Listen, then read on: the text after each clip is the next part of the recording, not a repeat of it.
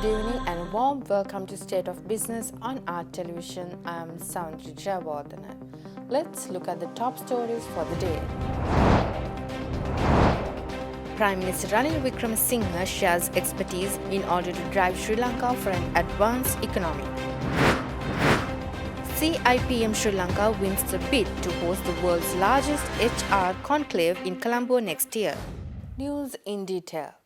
Prime Minister Ranil Wickremesinghe highlights that country cannot be developed with an economic plan that fits low-income country and that reforms should be made to boost private investments.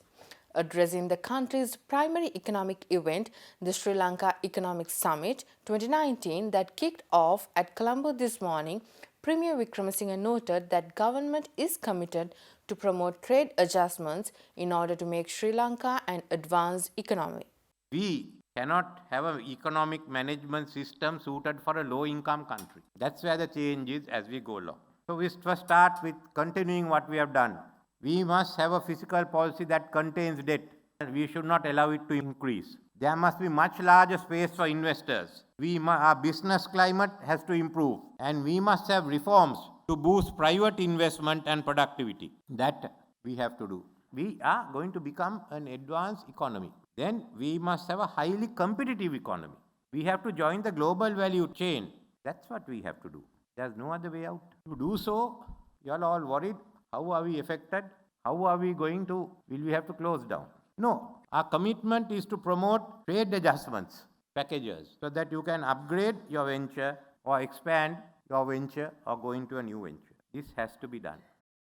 Meanwhile, Prime Minister Ranil Wickremesinghe yesterday acknowledged that Sri Lanka has suffered a loss of 2.1 billion rupees by payment of rentals to the DPJ Tower in Rajagiriya to house the Minister of Agriculture and admitted that they never monitored the government procurement process when leasing the building. Prime Minister Ranil Wickremesinghe made these revelations yesterday, appearing before the Presidential Commission of Inquiry to provide statements on cabinet approval over the lease of DPJ Jayasinghe building in Rajagiriya, which was used to house the Agriculture Ministry. Thus, appearing before the Presidential Commission of Inquiry yesterday, Premier Wickremesinghe told that the decision to house Parliamentary Select Committee functions at the vacated Agriculture Ministry premises was not implemented in the anticipated time frame. The Agriculture Ministry had emptied its building in Battaramulla in 2015 when the Prime Minister had put forward a cabinet proposal to use the building for the activities of 17 parliamentary sectorial oversight committees. Consequently, the ministry had then leased a building owned by the DPA Jayasinghe company by paying a contentious monthly rent of 21.5 million rupees. Meanwhile, Prime Minister further pointed out that he had not precisely directed then Agriculture Minister Duminda Dissanayake to only evaluate the building and that Dissanayake had been only tasked to choose the most appropriate venue for the process. CIPM Sri Lanka, the nation's leader in human resources management, announces that they will be hosting the world's largest HR conclave in Colombo next year, assisted by two other organizations. This was announced today at a media briefing held in Colombo and attended by Secretary General of the World Federation of People Management Associations, Bob Morton, and several other dignitaries.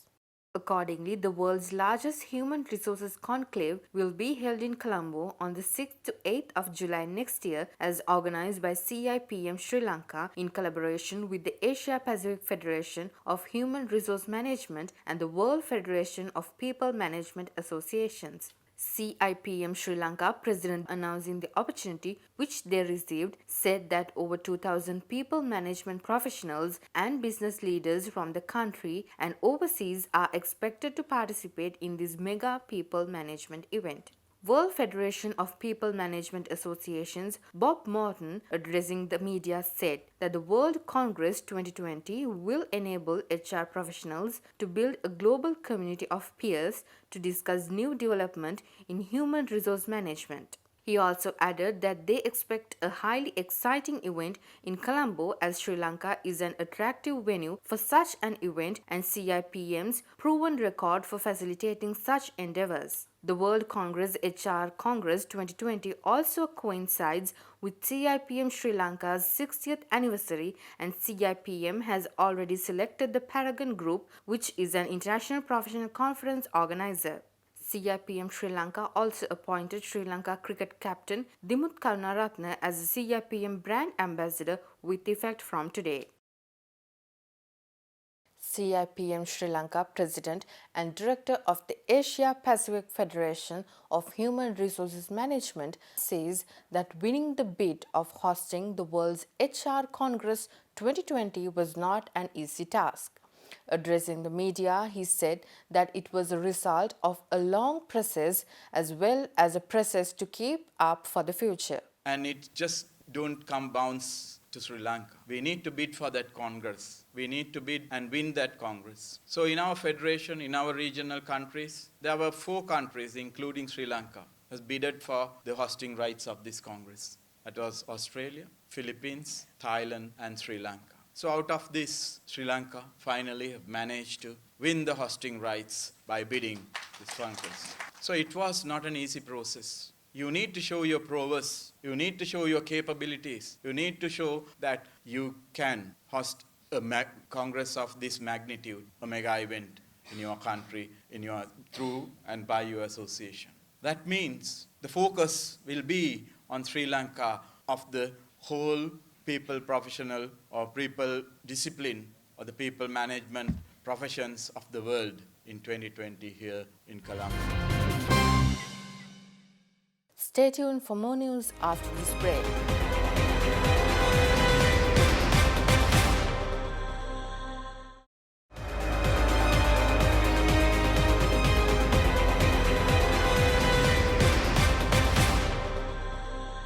Welcome back after the break. International Trade and Development Strategies Minister Malik Samaravikrama yesterday asked the investors to not be dissuaded by Sri Lanka's political situation, bearing in mind that Sri Lanka has the ample business opportunities and that the government is committed to welcome foreign investors and help them succeed. Addressing the Sri Lanka Investment and Business Conclave 2019 organized by the Ceylon Chamber of Commerce, Minister Samaravikrama also assured that the government remain focused on country's development and promoting investor-friendly policies. Accordingly, highlighting the benefits of free trade agreements, Minister Samaravikrama mentioned that Sri Lanka has preferential access to a market of 1 billion plus through FTA with India, which will soon be expanded to a comprehensive agreement covering services and investment. He also noted that Sri Lanka is discussing about a comprehensive FTA with China and FTAs with Thailand and Bangladesh. Underscoring the future developmental strategies, Minister elucidated that the government is looking at establishing new industrial zones for foreign investors to encourage them to see the long-term potential of Sri Lanka. Meanwhile, he also said the government is ready to support investors despite the political challenges facing the country. Minister of Housing, Construction and Cultural Affairs Sajith Premadasa states that the government is currently engaged in discussions as to whether the executive presidency should be maintained or abolished. Minister Sajith Premadasa made these comments at a special media briefing held at the residence of Minister Mangala Samaravira in Colombo this morning. Now, as far as the executive presidency is concerned, in 2015, we made a pledge and certain drastic steps have been taken to reduce the power of the presidency. Right now, we are in the process of discussing, consulting and having initial discussions as to where the presidency should be placed, whether it should be maintained or whether it should be abolished. So I'm going to answer you very frankly, there has been no scientific survey done as to the prioritization of the maintenance of the presidency or its abolition. Everyone is coming up with their personal ideas and trying to place them at the highest position in the national political agenda. My personal views are of no value. My views are based on people's views and opinions. I have no monopoly on articulating and formulating policy. That itself is a democratic process. I am willing to give democratic leadership, not autocratic leadership. For your information, I don't want to become an elected dictatorship. The Hambantota International Port signed an agreement for port-to-port cooperation with the Ranong Port in Thailand. Accordingly, the partnership is a proposal to build collaborations between these two maritime locations. Thailand is currently following a policy to boost trade with India, Bangladesh and Sri Lanka under the framework of the Bay of Bengal Initiative for Multi-Sectoral Technical and Economic Cooperation. Thailand also signed an agreement to facilitate a new maritime route between the Krishnapatnam port in India and Ranong port.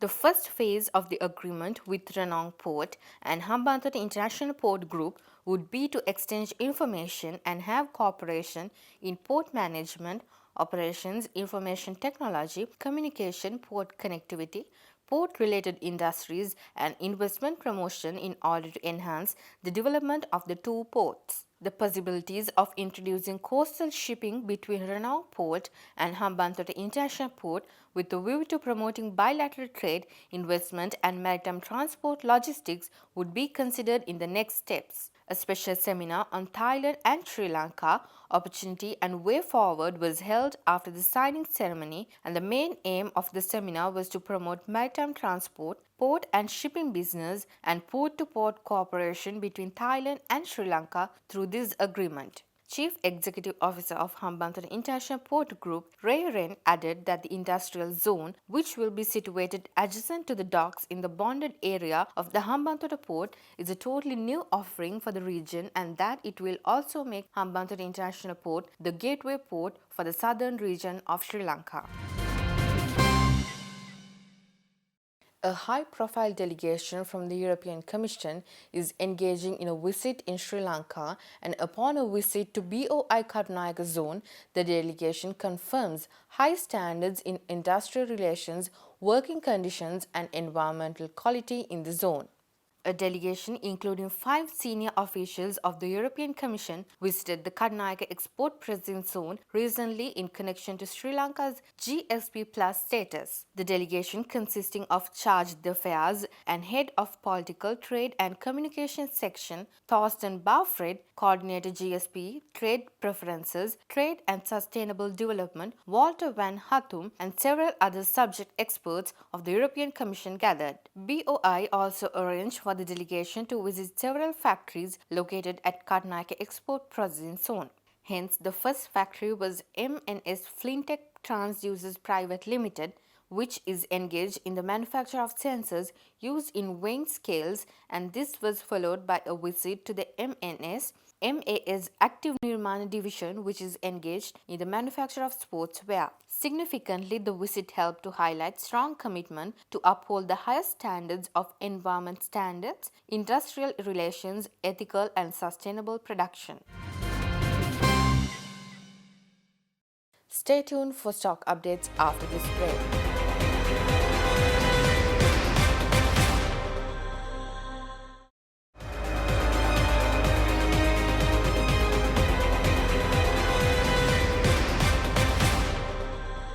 Welcome back after the break. The trading at Colombo Stock Exchange ended on a negative note today. The all-share price index dropped 17.07 points to close at 5,811.07, and the S&P SL20 dropped 21.36 points to close at 2,786.60. The turnover was 4.5 billion rupees and over 312 million shares were traded. Up next are forex rates.